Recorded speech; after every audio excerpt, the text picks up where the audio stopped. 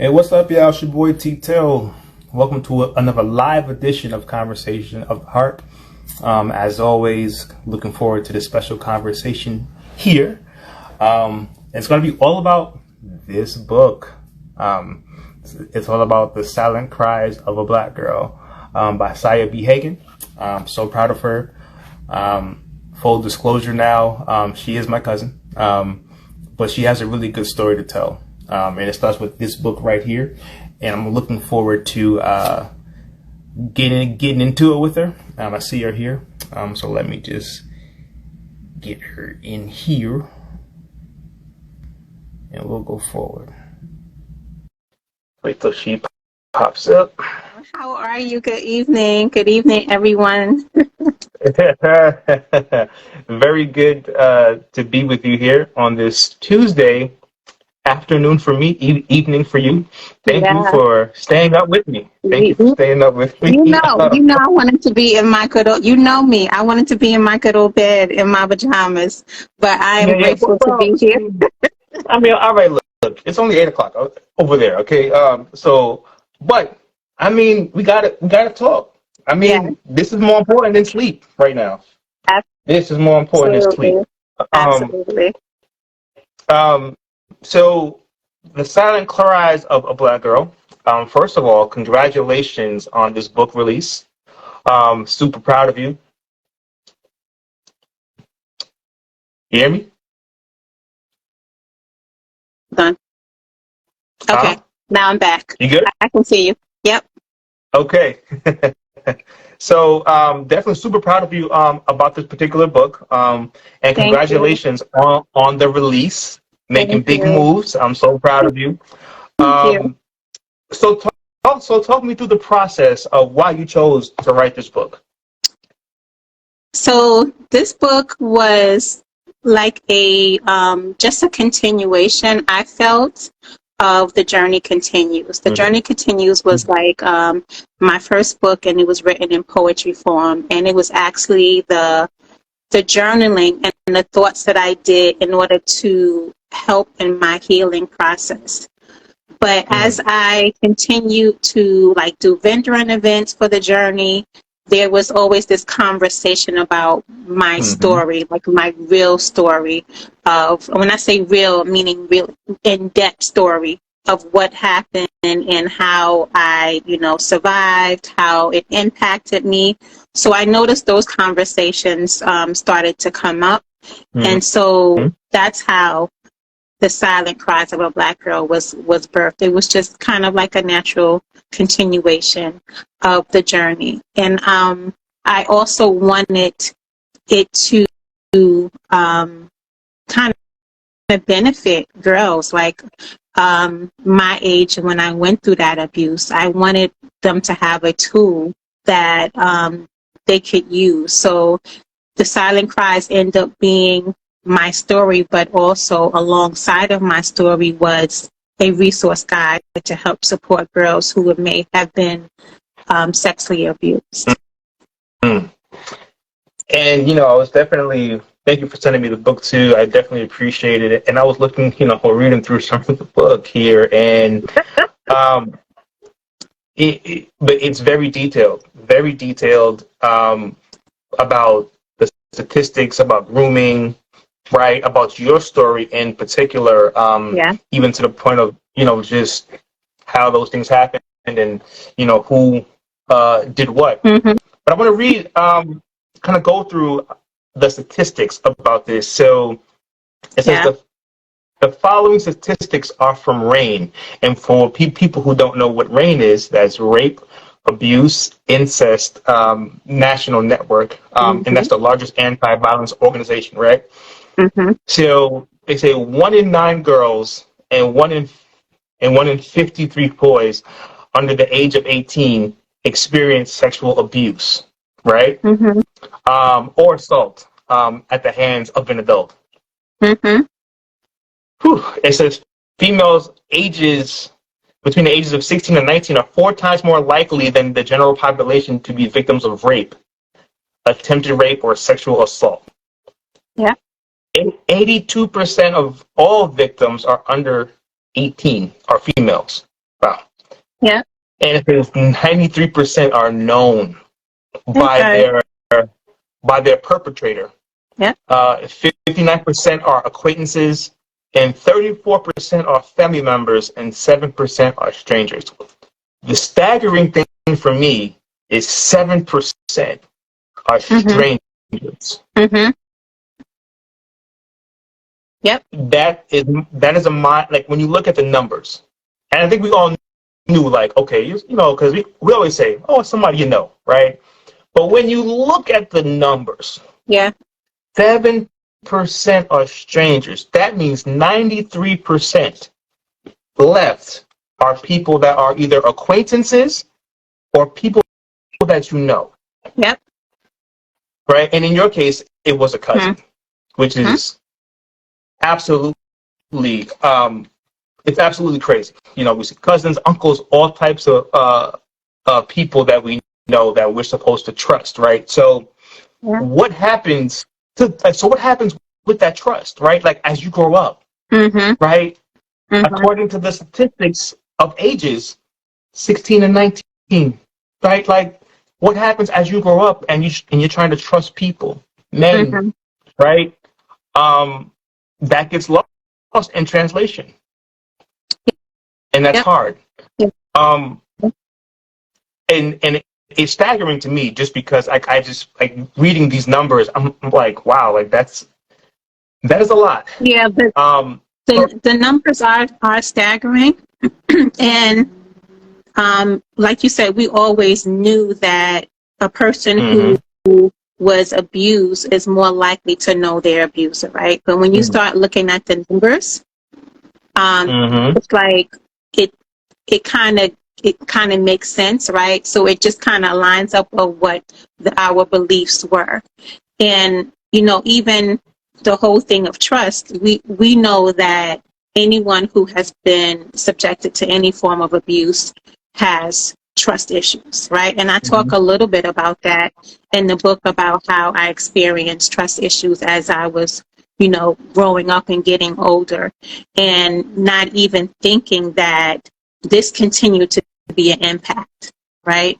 And so one of the things that I talk about is healing is a journey, right? It's a process. You don't just wake up one day and arrive. And, you know, do you get better? Absolutely. Does things get better? Absolutely, it does. But because life continues to happen to us, right? We experience life every single day, and understand while this is a major trauma that happened in my life and so many other people's lives, we still have other traumas that we are processing, trying to deal with. And the last time, you know, we were actually having a conversation, we talked about the pandemic. And I always mention the pandemic because that is a global trauma. Everybody has experienced that trauma. But when you have trauma on top of trauma on top of trauma, like that's the kind of society that we are living in. And those are the, you know, because life continues to happen to us. So we're always in the process of healing if we choose to, right? We're always in the process of healing. We don't one day just arrive and say, hey, yeah, I'm here. I've arrived. And there's no more work to do. So I don't know if I was jumping ahead, but I just wanted to touch on that. No, this is what this is about. That's what this is about. It's all about this right here. You know what I'm saying? It's all about this right here. You know what I'm saying? So, and you know me, I do like to jump around. So, I know you have a section in there about grooming. Like, talk to me a little bit about grooming. Like, it's crazy that we think about how people, especially young, are groomed in this, right? So talk to me a little bit about grooming and how that happens. What are some signs? Yeah. You know, that, you know, because there could be somebody's child out there right now who's listening or who's going to see this and be like, all right, well, let me see the signs, right? And everybody's experience is different, but you never know. Yeah. So before I talk about grooming, I think there's some comments in the chat. Yeah. It says we need to be ready to accept to heal. The book is amazing. Yeah, see, people love the book. It says you bring in life to it. It helps our community so much because so much of it is not spoken about. of course, because of shame and everything else, right? We gotta hide things in our community. Oh, don't tell our uncle. Don't tell our cousin. Yeah. Right? Yeah. You know how that goes. And we'll talk about like that whole issue of family secrets, which is what we talked about before. But when we talk about grooming, because family secrets is real, right? Particularly in the Black community, it's very real. And but we'll get into that.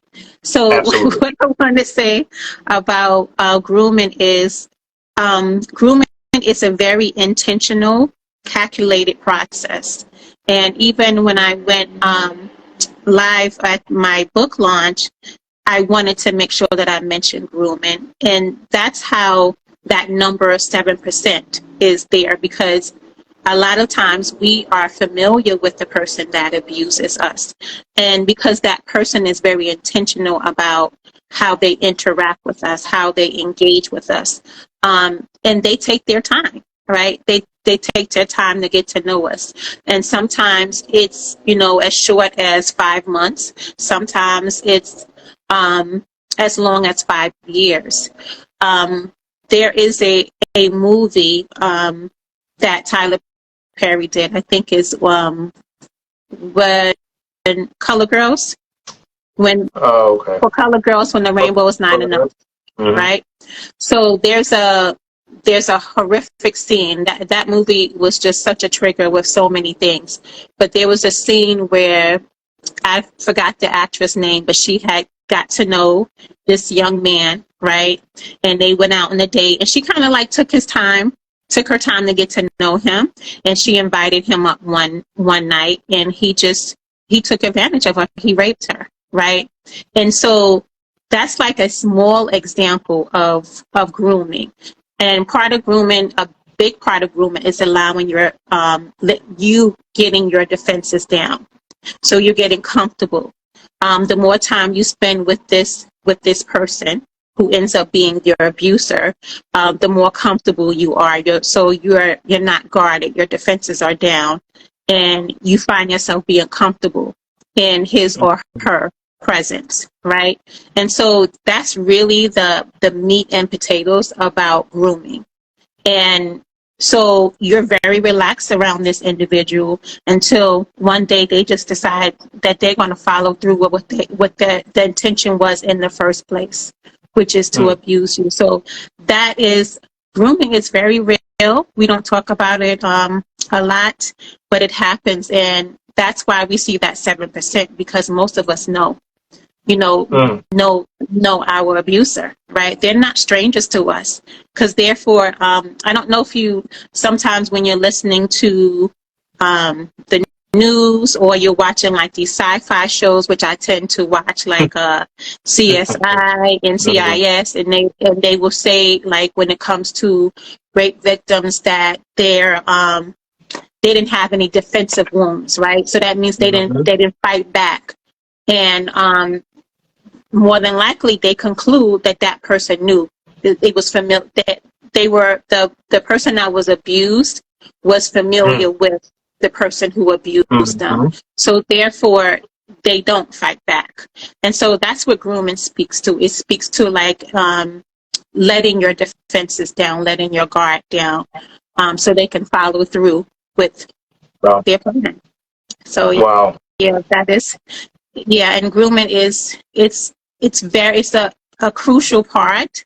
And when we talk about abuse, because like you said, that 7% is so powerful. Yeah. And more statistics.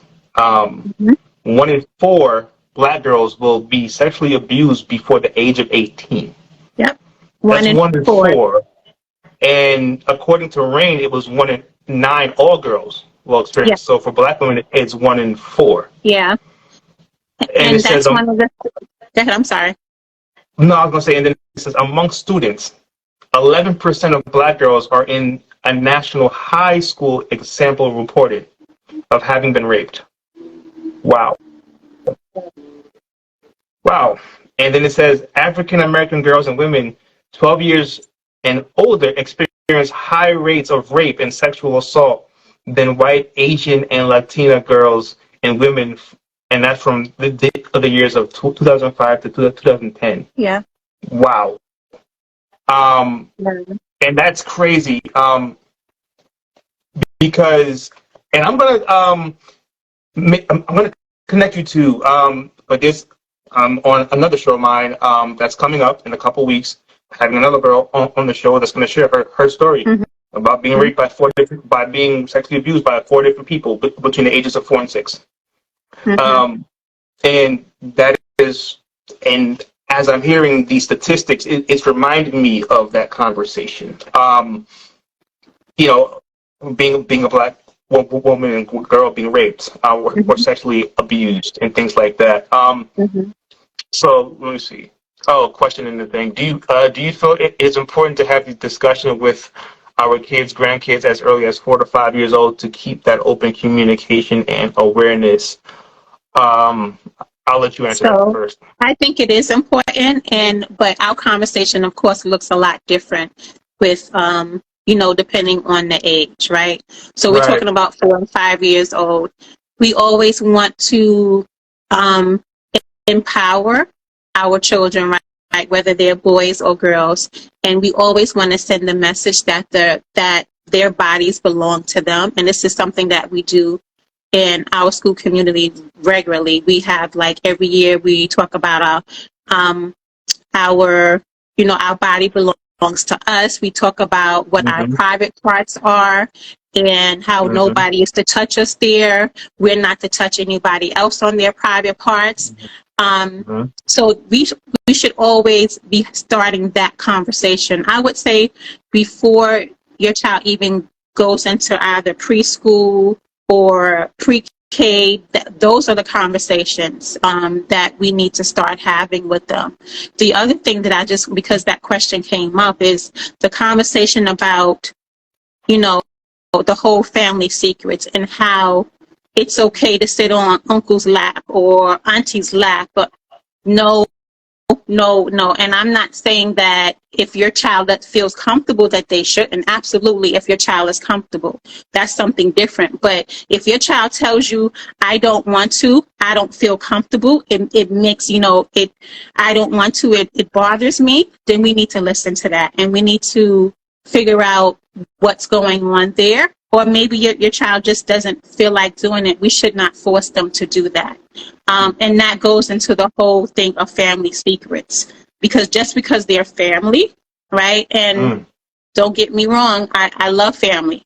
I'm not speaking against it. But just because they're family doesn't mean that they are safe. Just because they're family doesn't mean that they're safe.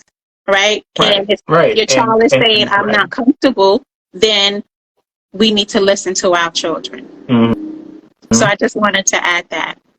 Yeah. Well, the one thing that I do know is you have the experience, right, to, unfortunately, to speak to these things, especially with the statistics. And the one thing, the way that you started out one of your chapters was, you know, the African American community has a problem. And you say, yes, we do. Yep. And I said, right on. We do have a problem. Yep. Right? And it starts with family secrets. Right? Yep. It starts with things that we don't want to be put out. Right? Because it's going to be an embarrassment to the family.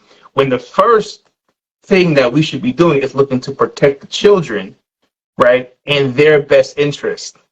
Right? And I think there's this big thing with us. I don't know where it comes from. I don't know where it started, right? But it's just we keep everything to ourselves. We be quiet. We pray about it. We just throw it up under the rug. Never happened. You know, we'll just pray for you and we'll pray for the girl and we'll make sure that she just, you know, it's going to be all right. Yeah. You know what I'm saying? Yeah. And we don't want to put her in therapy because then she's going to be talking too much. She's going to be talking too much, you know, and I don't want our family. No. Bring everybody to the table. Come on, everybody come to the table. We're going to have a conversation, right? Yeah. That's the way, to me, especially when it comes to sexual abuse and a lot of just different things. I mean, there's secrets all over the families, even when it comes to just simple things like medical things. Like, oh, I didn't know mom was sick. I didn't know dad was sick. I had no clue. Like, how don't you know? Secrets. Yeah. Yeah. They didn't want to tell you. Yeah. They didn't want to upset you, right? But when it comes to this specifically, there's the statistics show, like you just highlighted, 1 in 4 Black women, 1 in Black 4. girls. Yeah. 1 in 4.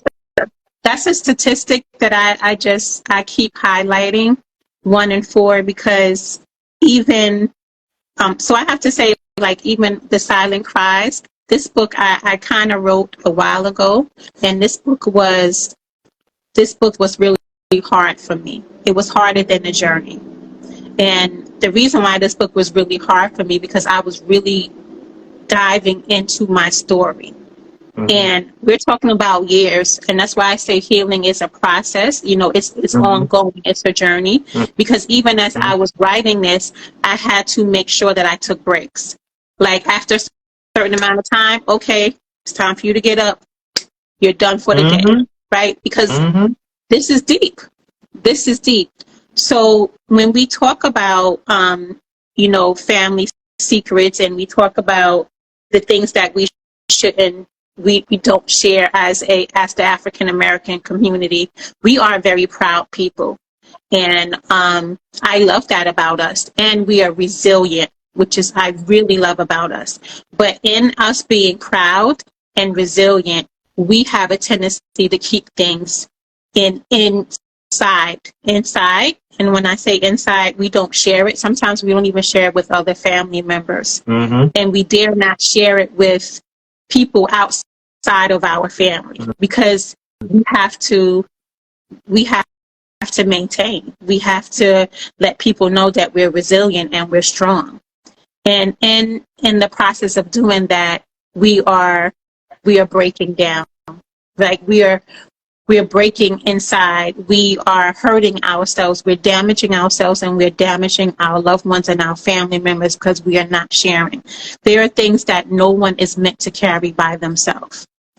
And when we talk about things of abuse, right? Whether it's physical abuse, whether it's sexual abuse, that is horrific. That's trauma.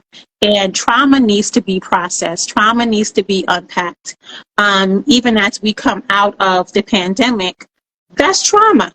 That's traumatic. We are still dealing, even though we are not walking around with masks outside of our wonderful situation that happened a couple of days ago with the Canadian fires, the smoke here in New York and other states. But we appear that we have kind of gotten, you know, moved on, but there are still lasting effects.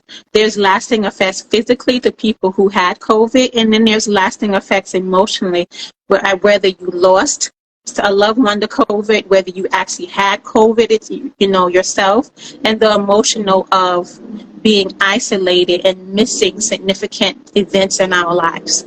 So that's a trauma in itself.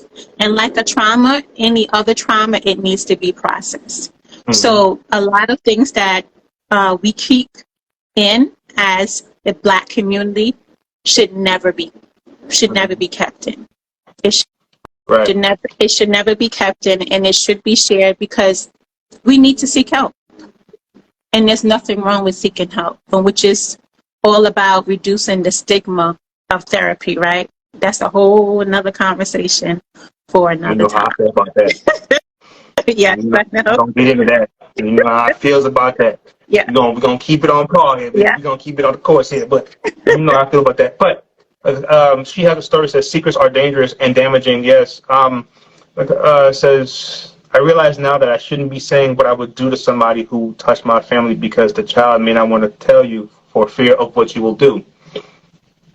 That's a good point too. So I can talk to that. That's a good point too. Yeah, please. So I'll just say I'll talk a little bit about my family that I talk about in the book. I have, my parents are from the South. They're old school, right? Yeah. Born and raised in South Carolina. They're old school, like many people who were born and raised in South Carolina. They migrated to the North for a better way of life and to raise their family. We know that story, right? And I'm the only girl, and I have a brother who is 2 years older than me, and I have an old school father, right? And we know what those old school fathers look like. They're very protective of their daughters. You can't do this and you can't do that. And, you know, I wasn't exposed to anything too early because I had a very protective dad. And when I was in the situation of wrestling, of when or if to tell my parents, I thought about that. I thought about how would my mom would respond, how my dad would respond. And I knew, like, I was fortunate to be raised in a 2-parent home, right? And I was fortunate to be raised in a Christian background that I knew my parents were stern, but they loved me. So I had to make a choice. I had to make a choice of whether I was going to allow my cousin to continue abusing me. And I think what I talk about in the book is I just saw myself being pregnant, right? I don't know if I shared that in the book, but I believe it's in there. I saw myself being pregnant. And of course, feeling damaged because of all of the abuse that was going on, because it was ongoing. And so I remember going to school and I was like, today's going to be the day.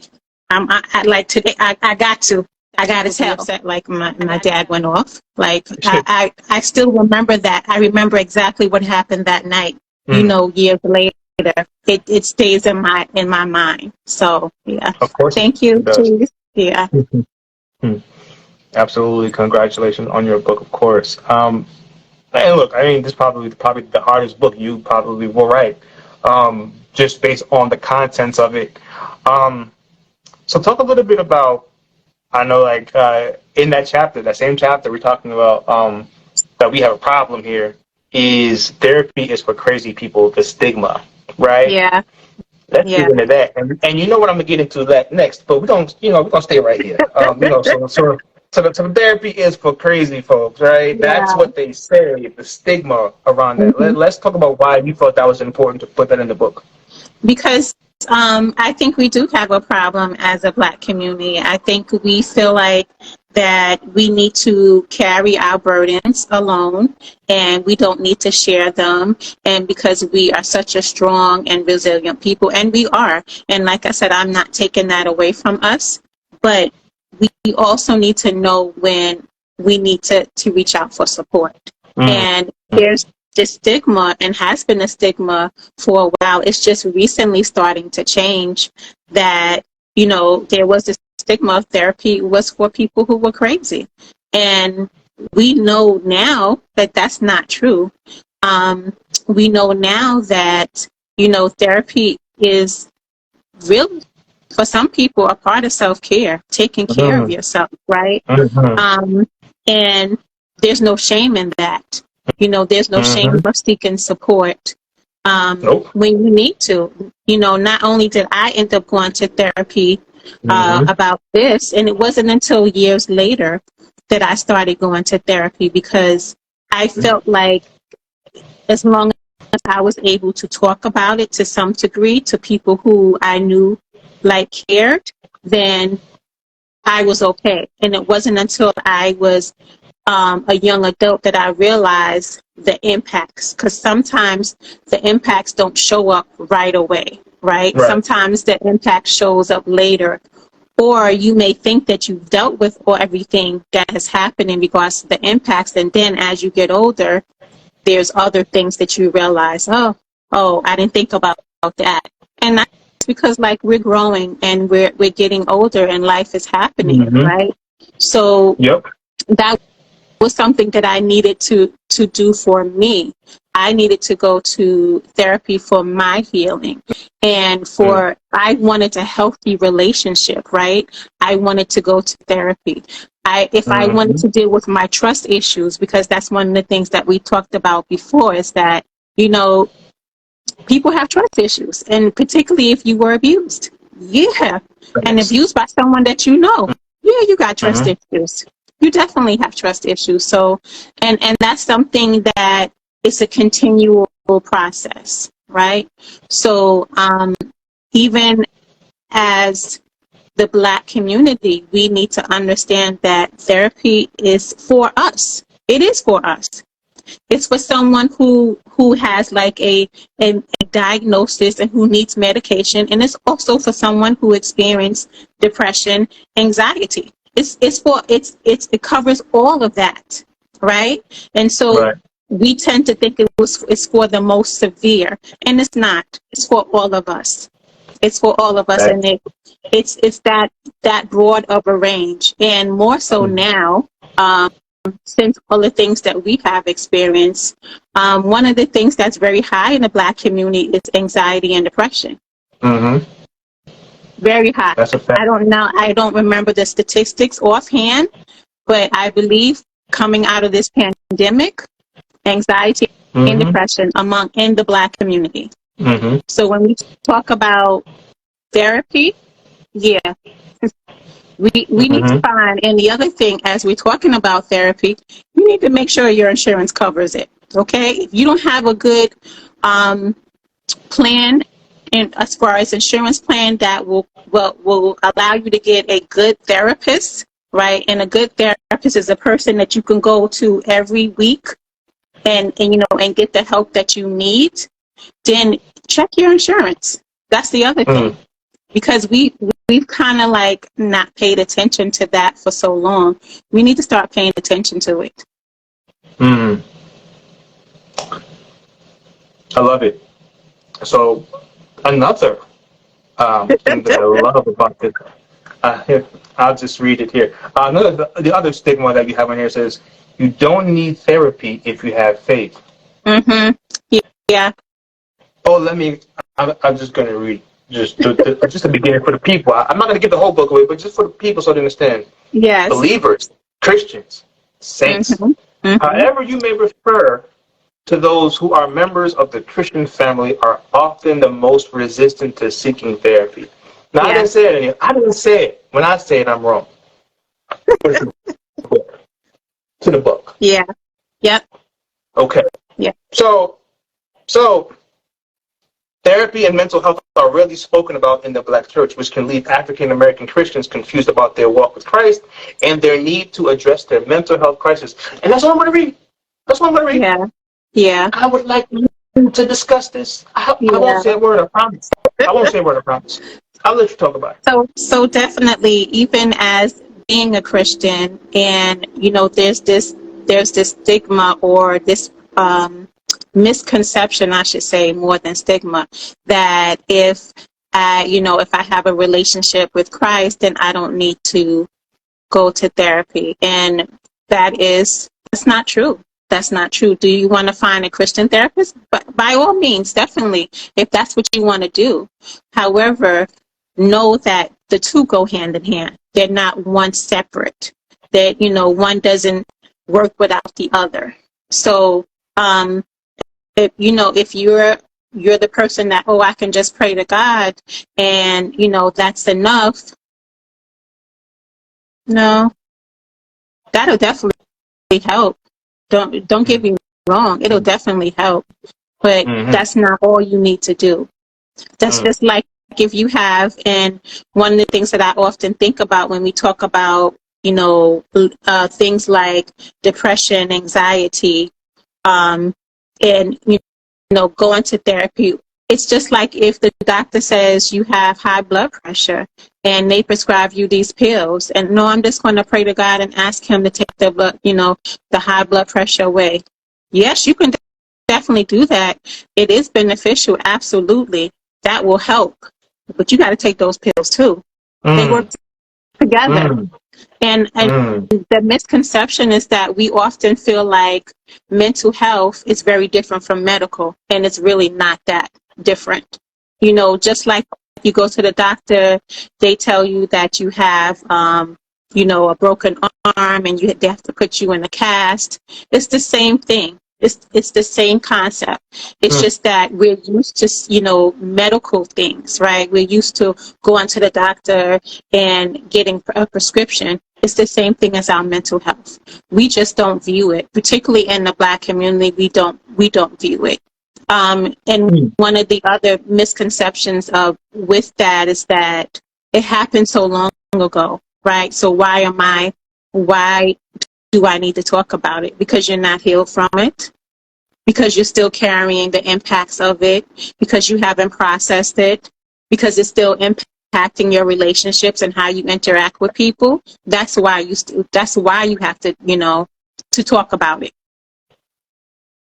Yep. So. Okay.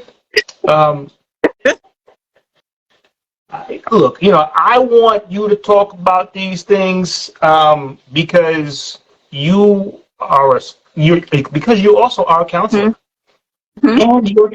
and you're a Christian. Mm-hmm. If I had a tambourine, but I don't. But this is the thing of what I'm saying that needs to be taught and talked about in the black community. Because you're right. You're right. If I have a broken arm hanging on like this, broken wrist, I'm not gonna be like, yo, let me go to the bishop.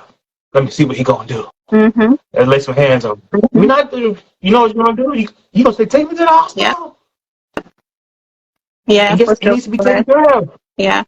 Right. But we don't put the emphasis enough on mental health. We don't as much as it is physical as we do the physical, right? Because we can see the pain or we could feel it a lot, right? So that's why we do it. But honestly speaking, just like you said, we're a proud bunch in the African American community. Go talk to your bishop. Go talk to your pastor. She probably needs a therapist too. They're not qualified. They're qualified for spiritual counseling. Your spiritual walk with God.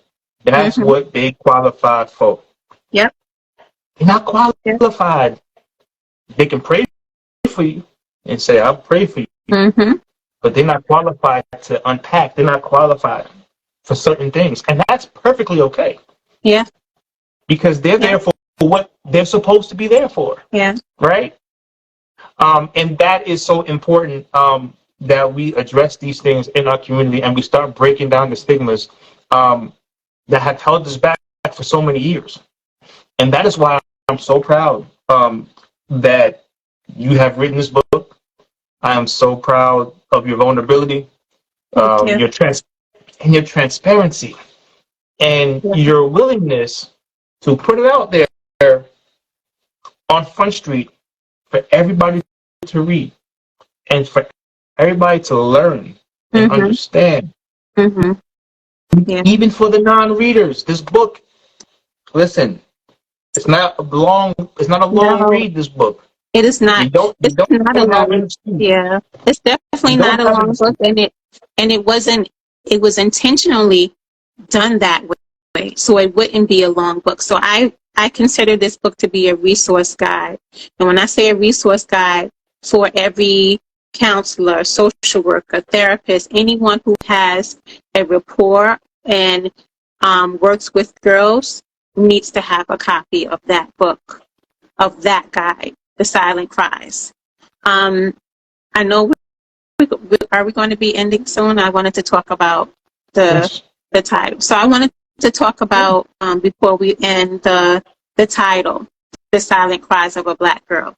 And I think the title represents not only me as a Black girl of my struggle to even share, what was going on with me, but so many other girls and women who have carried around their abuse and have not even shared it. And it's a cry that's done in silence, right? And it's the only time the silence is broken is when you make that decision that you're going to share. You're going to tell someone that person that you trust, right, that this happened. And there's women that's walking around who for years just carrying this around and they have never shared. They have never shared this. So that's where the title, The Silent Cries, come from. I love it. You guys should love it. You guys should go pick up a copy. if not for you, then for somebody else, for schools, for any nonprofits that you know that might be in your area. Mm-hmm. This needs to be in there. This book needs to be in these nonprofits, in these women's shelters. It needs to be in your home. It really does. It's a very quick read. Yeah. It can help a cousin.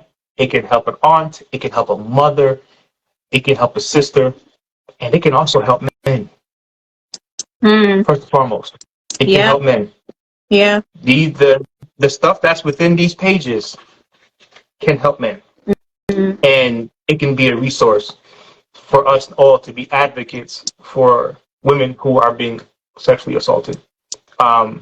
We've heard in this conversation, we've heard the statistics. And then we've heard the statistic for Black women. We need to join. Staggering. We need to join. Yeah. We really need to join this movement. Spread the word about this book. It doesn't cost you anything to share because it needs to be in a lot of places so that people can begin to get the help that they really need, because the vulnerability, the transparency, the honesty that's in this book can change lives for a lot of people. Yeah. So again, I just want to thank you. I'm grateful that you came on the show, talk about this book. We're gonna push it out, and we're gonna try to make sure that we can get as many people to get their hands on this book as possible, because it's necessary for our culture. It's necessary for the world. So, thank you for this. Thank you for coming on the show. As always, I really appreciate you always. And I definitely love you. So thank you always. And everybody, go ahead. No, I was going to say, if they want a copy of the book, they can go to my website, siahbhagin.com. You can order your copy there. It's also available on Amazon and barnesandnobles.com. So there's 3 places you can get it. My website, siahbhagin.com, barnesandnobles.com, and Amazon. You can find it at all of those. Yes, and those links will be in once we edit this up and get this out. All of the links will be across all audio podcast platforms, YouTube. So absolutely, definitely go out there, get this book, share it. At the very least, share it. And so thank you again. We appreciate you, Siah. Always. Thank you for being a voice. Love you. Love you too. And thank you for always being a voice. Absolutely. All right. Absolutely. Take care. Bye-bye. Peace.